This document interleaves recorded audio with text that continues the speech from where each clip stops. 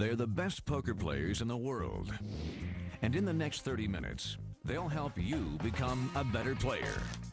Led by the professor, Howard Lederer, FullTiltPoker.net has created an exclusive classroom to teach the strategies, techniques, and nuance that separate poker winners from losers. Joining Howard in studio today will be champion poker players Daniel Negreanu, Phil Gordon, Mike Matusow, and Phil Hellmuth. It's a rare opportunity to learn from the best. FullTiltPoker.net presents Learn from the Pros. If you want to improve your game, just step inside the Fox Poker Room as FullTiltPoker.net presents Learn from the Pros. This guy over here, he's the pro, the professor, Howard Lederer. Good to see you again. I am Chris Rose, and look, we have got a lot to get to. You'll want to listen up because he's ready to teach. Tonight's topic, aggression.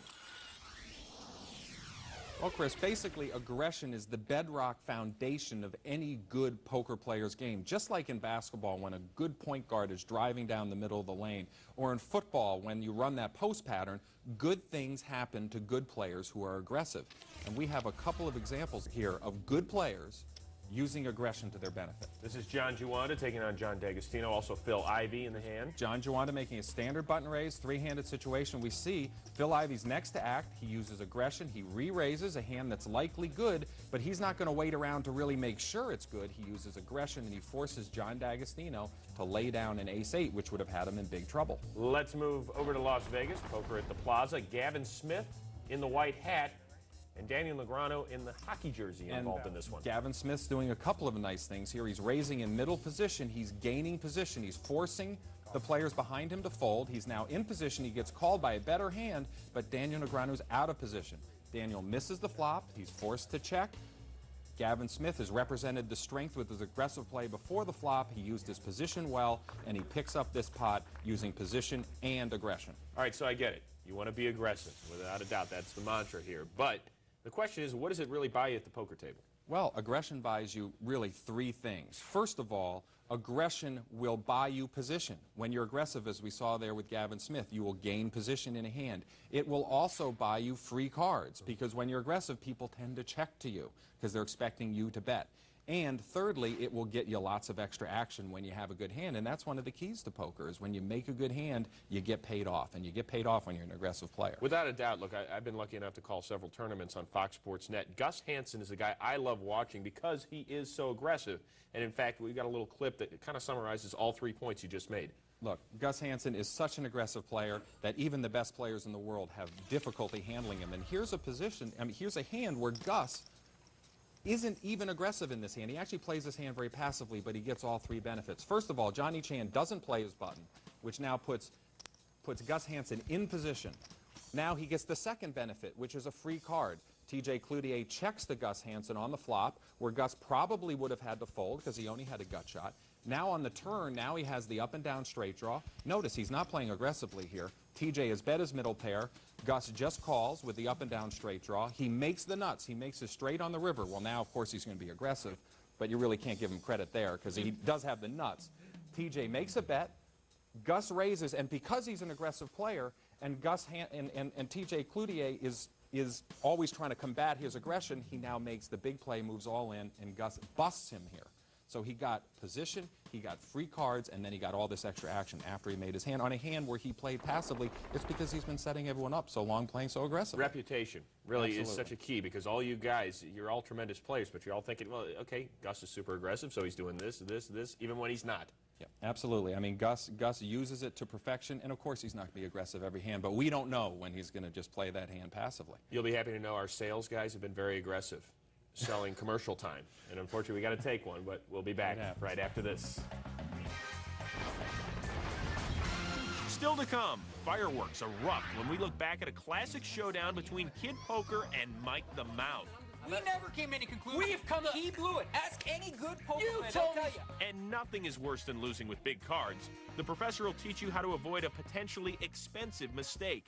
But up next, a star-studded roundtable shares their expertise in an explosive discussion on staying aggressive. If you're not an aggressive poker player, you're a broke poker player. All that when Learn from the Pros continues. FullTiltPoker.net presents Learn from the Pros. Brought to you by FullTiltPoker.net. Learn, chat, and play with the pros.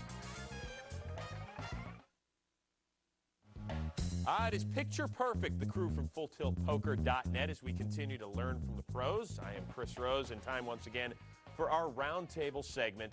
Once again, the professor, Howard Lederer, joined by four fantastic poker-playing pros. Daniel Negreanu, the ambassador of poker at the Wynn Hotel, among other things, correct? Right, that would be the poker ambassador. Is that like being knighted? Something like that. I ambass people, whatever that means. When I find out, I'll let you know. Thank you. Next to you, a poker icon, Bill Helby. That's how you wanted to be introduced, so, right? Well, I mean, that's the way Oakley introduces me. Oh, all right. Way to get it all in there, buddy. Phil Gordon, in addition to your hosting duties on Celebrity Poker, the Little Green Book of No Limit Hold'em. Author. Yep. Get away. Get the pen out. Sign one for me. I will do so. And can you hear it? Hello. The mouth. Mike Yes, Matusow. yes, how you doing? In the last 4 years, you've made 2 final tables in the main event. Yeah, One of 2. only 9 players to do that. Yeah, and I'm sitting with one of the other ones right here. Chris, the three of these guys were at the same main event final table. Wow. 2001. I am honored. Guys, thank you. I was actually chip leader with 12 to go in that event. How And- weird is that? Wait, and I came 11th. am the one who busted him. I can't get into that right now. I do want to talk, though, about our topic of the day, aggression, okay? And I'm curious, are you born an aggressive poker player, or is it a trait that you can learn, Daniel? Well, I think in general, you are what you can't really change your spots. And if you're aggressive by nature, you're going to be an aggressive poker player. If your demeanor is more conservative, you're generally going to play more conservative. You know, as important as aggression is in poker nowadays, it is very, very important. But nowadays, there's so many bad players that I've toned my aggression down a little bit, and I think that might be more of the way to go nowadays. So I'm not quite sure. When did you start adjusting? At the World Series of Poker main event this year. Why? Because I realized that there were so many bad players that are going to give away their chips, so you don't need to play such power poker against them. And I realized it last year at the main event when I got real close. And I think that in a tournament that's structured with a big structure where you got a lot of chips to play with, that's more of the way to go and let them give you their chips. Yeah, you know, actually both Mike and I did. I mean, he lasted an extra day and a half past me, but you know, I lasted into day 4. I was on the featured TV table a couple of times, and I have definitely noticed, particularly on the TV table, the amateur players, it seems like they're really gunning for the pros, much more than they were a few years back. You know, a lot of these guys that come to the big events now are coming on, you know, $40 satellites, and they know that they probably don't have a good chance to win, but they want to create that story that they can tell their friends back home. And they there's come something and, extra I going. bluffed Howard Lederer out of a huge pot. I got my $40 worth. I was at the television table for 12 hours this year, and I saw the same thing. I mean, the same thing that everybody's saying. I mean, I think that, you know, there's 2 sides to a story. If they bust me with a bad hand, then yeah, sure, I'm likely to berate the play a little bit. But I think people like that. They like the attention. I mean, it's kind of a weird thing. They know I'm going to write a column about it.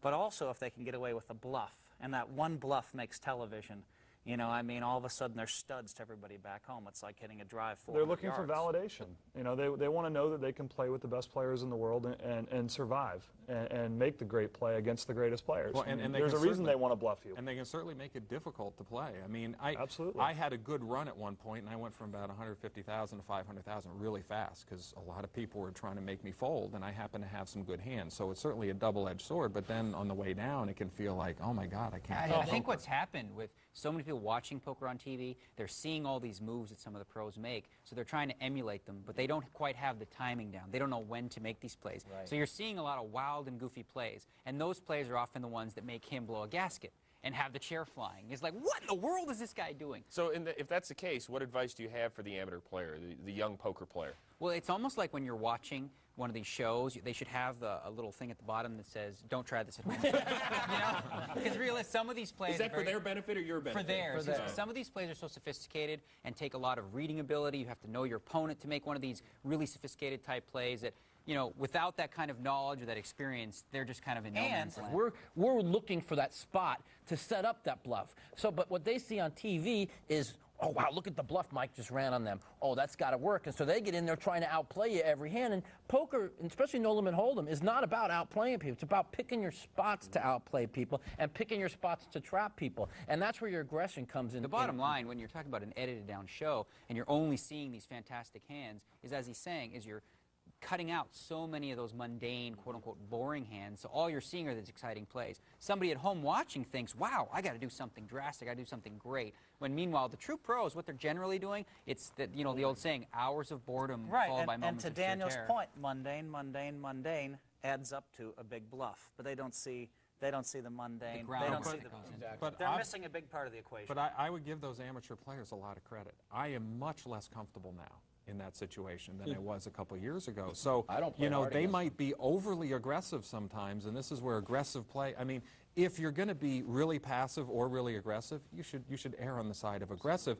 It puts all the professional players back on their heels, shaking their head. This is a real challenge. It might be reckless aggression, but in the long run, it's going to frustrate the better player. The thing is all the pros know play passive versus an aggressive player and look to trap, and play aggressive versus a passive player. Well, now these new amateurs are wild and aggressive, and I've found it to be just patient. But if you don't hold cards, you can't beat them.